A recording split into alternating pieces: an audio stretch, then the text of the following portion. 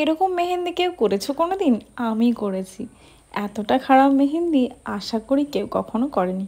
তো hello everyone, আর একটা new blog start করছি। একটা অনেকটা লেন্দি ভিডিও তোমাদেরকে দিচ্ছি, প্রায় অনেক দিন পর। এটা হচ্ছে 1 মাস আগের ভিডিও। তো আমি যেহেতু আমার ফেসবুক পেজে কোনো রকম ভিডিও আপলোড করি না কখনো, তো এখন থেকে ভাবছি আমার ইউটিউবের সাথে সাথে ফেসবুক পেজটাও নতুন করে বড় ভিডিও দেওয়া স্টার্ট করব। তো এটা হচ্ছে একদম ভোরবেলার ভিডিও। তোমাদের দাদাভাই একটুখানি বাইরে গিয়ে দেখছিল যে কোথায় কি হচ্ছে। আমি ওকে বলেছিলাম যে একটুখানি বাইরে থেকে ভিডিও করে এনে দিতে, কোথায় কি হচ্ছে। তো সকাল প্রায় হতেই চলেছে, আমি একদম তাড়াতাড়ি করে রেডি হয়ে নিচ্ছি, কারণ সবাই গেস্ট এসে গেলে না আমি আর রেডি হতে পারবো না, এটাই আমার মনে হয়েছে। তাই সকাল সকাল দেখো সব কিছু রেডি করে রেখেছিলাম, শাড়ি ব্লাউজ সেগুলো এখন পরে নিচ্ছি। আর এগুলো পরতে একটু টাইম লাগে। তো যে মেকআপ আর্টিস্ট আসার কথা আছে উনি আসবে একটু পরেই, আমি আগে শাড়িটা পরে রেডি হয়ে নিচ্ছিলাম তাই। আর শাড়িটা একটা অ্যানিভার্সারিতে তোমাদের দাদাভাই আমাকে গিফট করেছিল। আমি তো শাড়ি পরি না, তাই তেমনভাবে আর পরে ওঠা হয় না। আর দেখো এগুলো হচ্ছে আমার গয়নার কালেকশন, যেগুলো খুবই কম, কিন্তু তাও কি বলে তো তোমাদেরকে একদিন দেখাবো। আমার অনেক দিনের শখ আমার কিছু গয়নার কালেকশন তোমাদেরকে দেখাবো। আমার যেহেতু অনেকটা কম গয়না, আমার বাপের বাড়ি থেকে কী কী দিয়েছিল আর শ্বশুর বাড়ি থেকে কী কী দিয়েছিল এই নিয়েই তোমাদেরকে একটা ব্লগ বানিয়ে শেয়ার করার খুব ইচ্ছা আছে।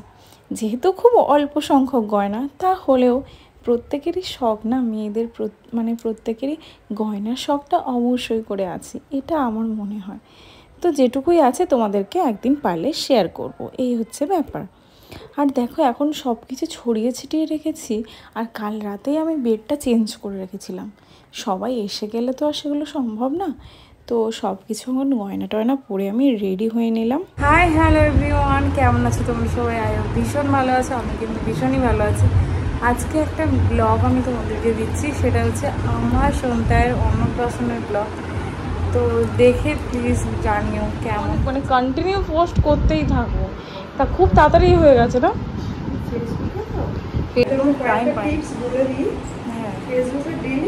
ডেইলি কন্টেন্ট দিতে হবে। কন্টেন্ট কিছু না, তুমি এখন নিয়ম বন্ধ করে দিয়েছে, এখন অনেক সুবিধা করে দিয়েছে। আগে যেমন $100। তো যাই হোক, সকাল থেকে উঠে আমি এখনও মশারি তোলার টাইম পাইনি, দেখতেই পাচ্ছ খুবই ব্যস্ত।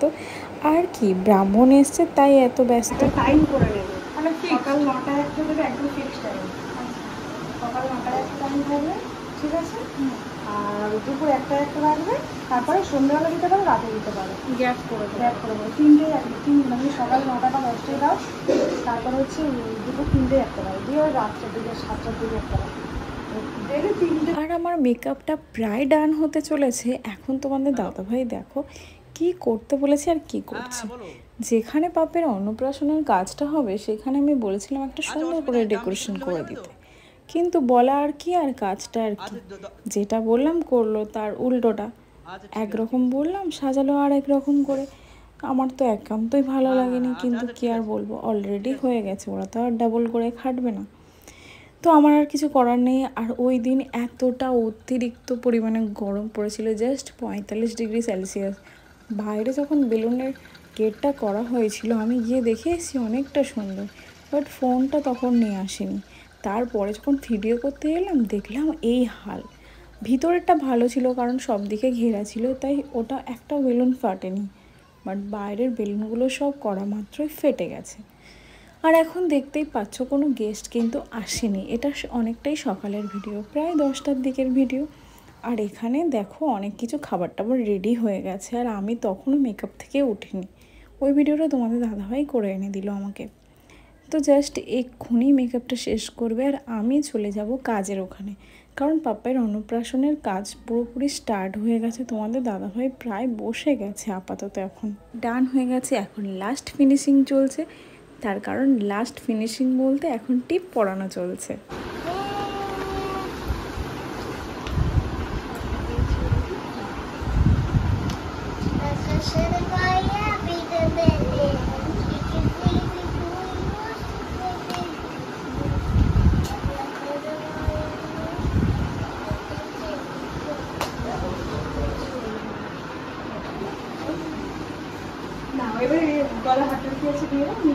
আর সকাল থেকে আমি নিজে গিয়ে কি করলাম আমি নিজেও বুঝে পাচ্ছি না। কারণ দেখো আমার বৌদি ওই বাড়ির থেকে এসে আমার মশারি তুলে দিচ্ছে, মানে কতটা মারের অভাব আমার। তো যাই হোক, সত্যি সত্যি টাইম কিছু পাইনি। এদিকে দেখো তোমার দাদাভাই কাজে বসে গেছে, বাবুর কাজ স্টার্ট হয়ে গেছে। এবার পাপাকে আনবো, আর ও না আজকে প্রচণ্ড হারে ঘ্যান ঘ্যান করছে, কান্নাকাটি করছে। তোমরা তো দেখেইছো, ওই তেমনভাবে কাঁদে না, ছোট্টবেলা থেকেই কান্নাকাটি একদম করে না, কিন্তু ও উনুর আওয়াজ না একদম সহ্য করতে পারে না। তো শাকের উলুর আওয়াজে একটু প্রবলেম হচ্ছিল, জাস্ট এই আর কি। সেই জন্য আমারও মনটা খুব খারাপ লাগছে। হ্যাঁ বলো।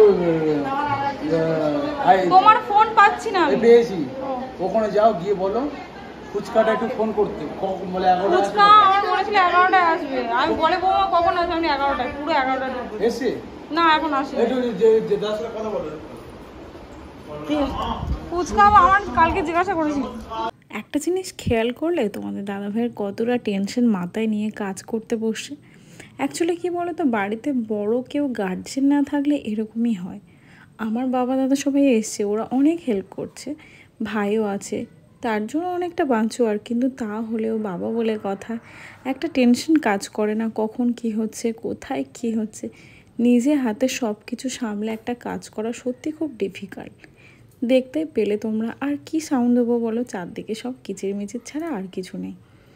বাইরের সাউন্ড যেহেতু আসেনি, মানে বাইরে মাইক বাজছিল, সেটা আর ঘরে কানে কারোর পৌঁছায়নি।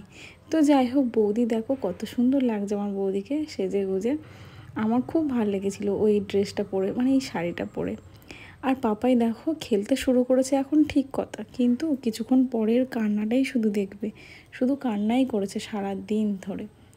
ওই দিন এতটা হারে গরম পড়েছিল, আমিও ভাবতে পারিনি যে এতটা গরম পড়বে।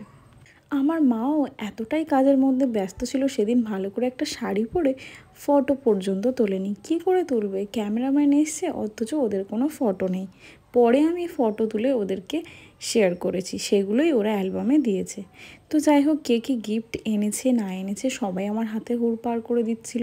আর আমি তো রাখার তেমন কোনো জায়গা স্পেশালি করিনি, আমার লকারের মধ্যে রাখবো, সেই লকারেও আমার গয়না ভর্তি।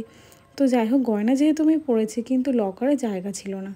তো আমার একটা বৌদি, দাদা বৌদি মুম্বাই থাকে, তোমরা সবাই জানো। তো সেই বৌদি এসছে, উনি একটা রূপোর চামচ গিফট করেছিল, যেটা কি না খাওয়ার সময় সোনুকে মানে আর কি খাওয়ানো হবে ওই চামচ দিয়ে। সেই জন্য সেটাই আমি খুঁজতে শুরু করে দিয়েছি পাগলের মতো। আর পাচ্ছি না, যেহেতু আগের দিন রাতেই দেখে রেখেছি। তারপর অবশেষে পেয়ে গেলাম। আর আমার বাপের বাড়ির থেকেও সবাই গিফট নিয়ে এসছে। তো পরে তোমাদেরকে গিফট কে কী নিয়ে এসছে আমি শেয়ার করব। আর পরের ব্লগটাও খুব তাড়াতাড়ি তোমরা পেয়ে যাবে। কিন্তু এই ব্লগটা এখানে এন্ড করছি। হ্যাঁ, দেখা হবে আবার অন্য কোনো ব্লগে। আজকের মতো টাটা, বাই।